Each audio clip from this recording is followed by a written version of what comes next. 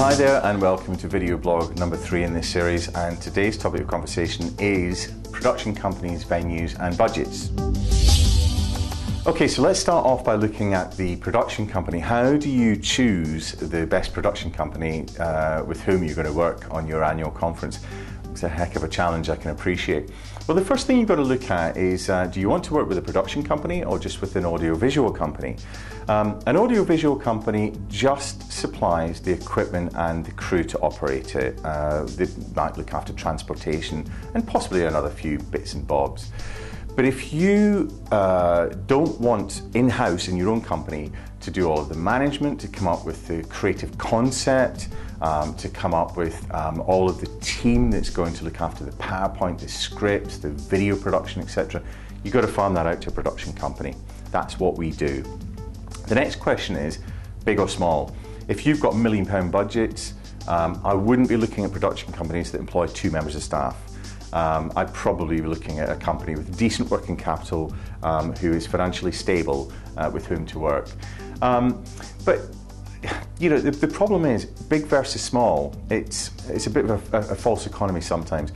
What you do have with a small agency is you usually have fewer, but usually more senior and creative people working within that agency. If you go to a big company, then quite often what happens is you get given a team of junior people to look after your account with the odd appearance from one of the more senior people. So you've got to consider that as well. Get them in for a credentials presentation.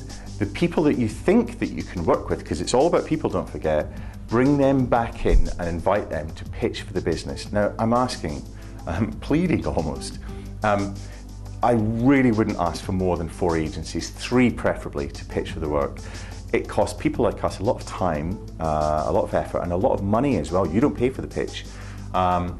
And so if I know that I'm going up against 14 other agencies, I'm not going to put the time into the pitch and into the proposal, and I'm not going to spend the money on it. So what you get is 14 very, very watered down proposals coming back from agencies, as opposed to 4 good proposals that have had good time and good effort and good money spent on it. Okay, so let's now look at the venue. So once you've chosen your venue based upon size, number of bedrooms, distance from the airport, for example, think about whether the venue then is on brand.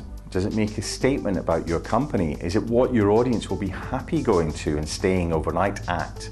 And also ask your production company, come and speak to producers like me, because you may well find that there's not enough electricity at the venue, the ceiling height is too low, maybe it's got a really bad reputation for power cuts. There could be a whole host of reasons why a production company would not favour a venue like that.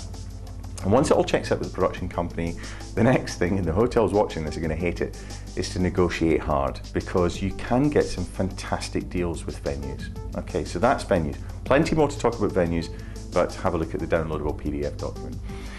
Finally, let's look at budget. Now, realistically, you get what you pay for. It's that simple. I know that a lot of purchasing departments are getting involved in the procurement process nowadays. Don't just go straight to the back page of the proposal and look for the cheapest, because the cheapest usually means that you're going to get less for it. Margins are very thin in this industry. Long gone are the days, thanks to the recession, where we were able to make decent margins in the production industry. Now, what that means is that if you start cutting budget, then what that then means is you put pressure on your production company to hang on to the creative idea that's going to make your event high impact and effective. So for example, if you cut budget, we may have to lose the guest speaker, but that guest speaker might be a real integral part of the creative concept driving your annual conference. And finally, again on the subject of budget, I'd really recommend that you're open and transparent with your production company about how much budget is available. I wouldn't get them guessing what the budget could be. Don't brief them and then just say, right, go off and give me a cost. Tell them how much money they have got to play around with, because the more budget, the more they will pack into the event. And to be honest with you, in all the years I've done this, I've never seen a brief have enough budget attached to it. So you're not really doing yourself any favours by being secretive about the budget. I would just strongly urge you to tell the production company how much they've got to play around with. I hope you've enjoyed this blog, and I will see you in video blog number 4 in 2 weeks' time.